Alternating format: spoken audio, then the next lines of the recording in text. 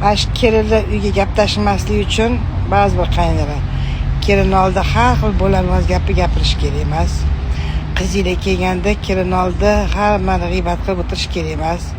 Opa singillar kelganda, qaynagachi o'singlar kelganda kelin oldida har xil narsadan gapirishingiz kerak emas. Hamma ayb o'zingizda bo'ladi. Faqat yaxshi narsani gapirishsangiz, ana o'shanda kelininglar uyga faqat yaxshi gapni tashiydi.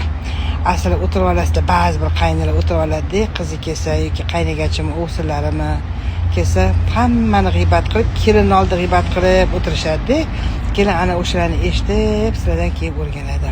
O'shaning uchun kelin oldida faqat yaxshi gapirsanglar, yaxshi narsani gapirsanglar, ana o'shanda kelininglar uyga gap tashiydi-ku, yaxshi narsalarni, yaxshi gaplarni tashiydi. Ana vaqti kelsa, qo'ni qo'shni ham xabar olganchisi o'sha yerda ham g'iybatni boshlasa, keyin eshitadimi? O'zingizlar sababchisizlar.